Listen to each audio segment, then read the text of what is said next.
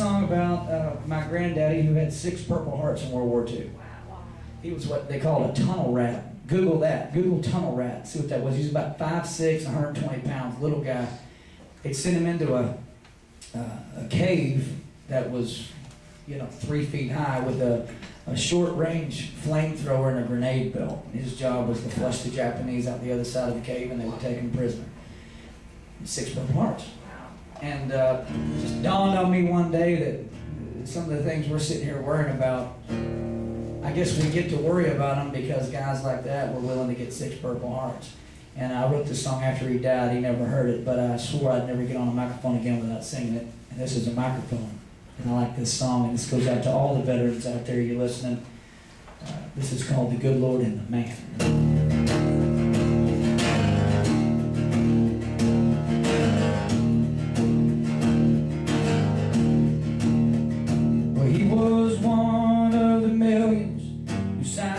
To defend us long ago in 1941. When they sucker punched us in Pearl Harbor, he fought under MacArthur, 17, with an Army Thompson gun.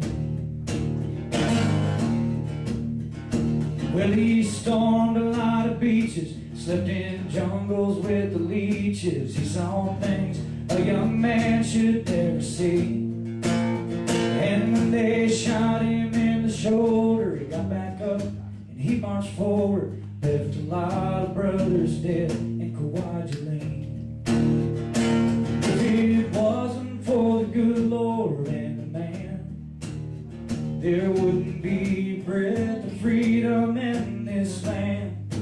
When I see people on my TV taking shots at Uncle Sam, I hope they always remember why they can.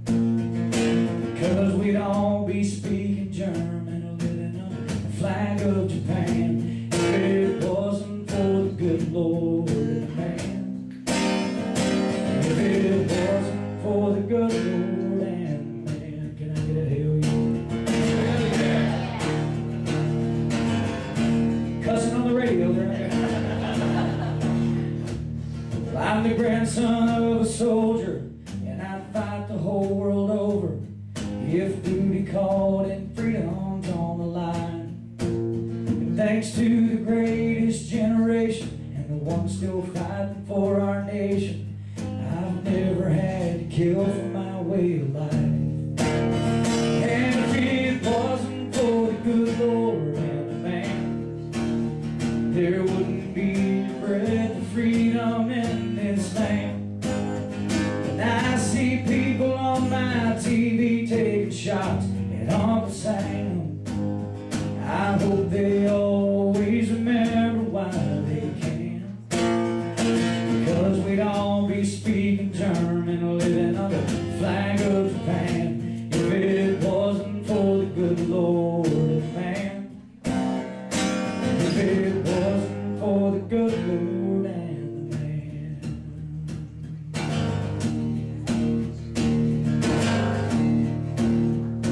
He was one of millions who signed up to defend us long ago in 1941.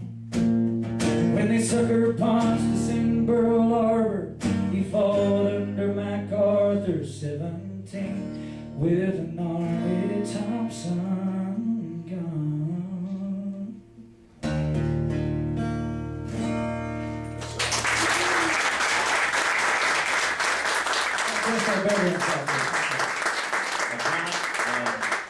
You're no stranger to politics. Do you think there will ever be a day when we refer to you as Senator John Rich or President John Rich? Boy, wouldn't that be scary? I don't know. I mean, you've been known to voice your opinion. Well, I think Americans should voice their opinions. Whatever side you're on, it ought to be the debate. That's Americans should debate. That's what makes the country awesome.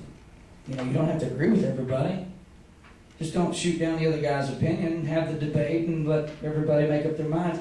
I think one of the big problems is that Americans in general go, well, what can I do? I'm one vote. You know, I'm a mechanic, or I'm a housewife, or I'm a this, or I'm a that. You know, I'm not a big deal. Yeah, you are. You got a little thing called vote. Yeah. And I think people should discuss it around their dinner tables and down where they work and everywhere else. People say, don't bring up politics, that's taboo. No, it's not. That's what America is about. It's about debate, right? Yeah. I think. So answer the question, Senator John Rich? I don't know about something like that. I will tell you, though, if I live long enough, I would consider that to be serving my country. Because I don't know anybody in their right mind that would get into politics, including me. But I'm not in my right mind sometimes, so maybe I will. But I tell you what, you put me on the floor of the Senate and cut me loose for a minute, I'll make it rhyme and I will make it stick in your brain. Where I stand, you know. I think we need more honest politicians, no matter what side of the aisle they're on. They just need to shoot us straight and let us make up our minds. Don't you? Yeah.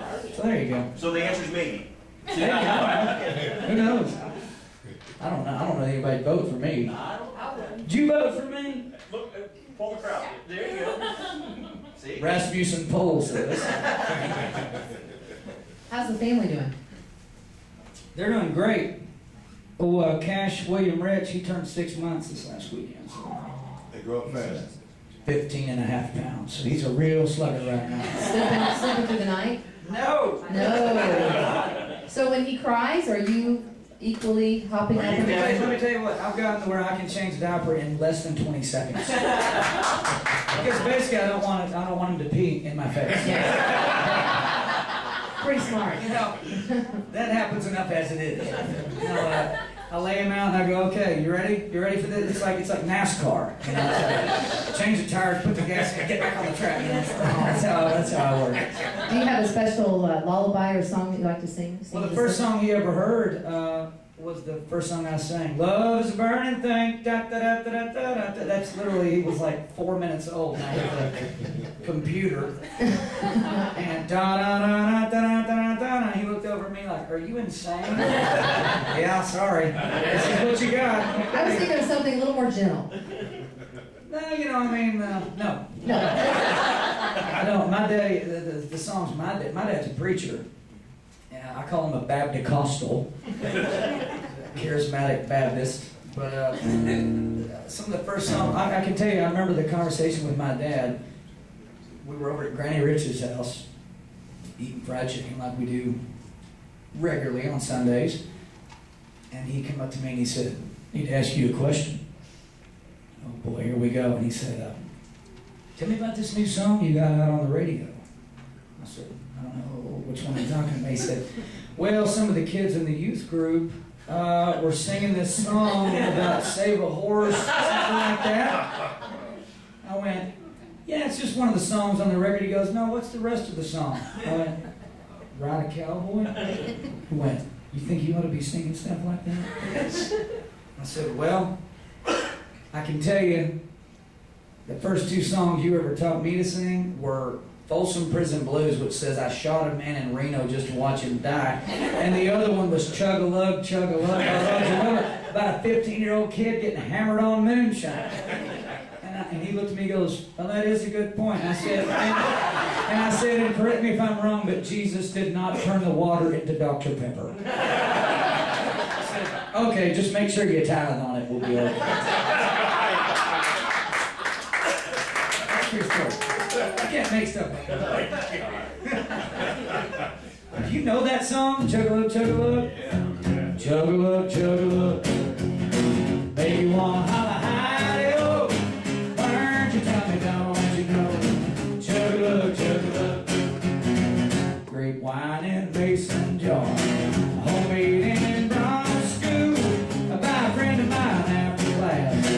Me and him and this little fool beside that way drank up what's left. Chug-a-lug, so we helped ourselves. The first time for everything. My ears still ring. Chug-a-lug, chug-a-lug. Hey, you want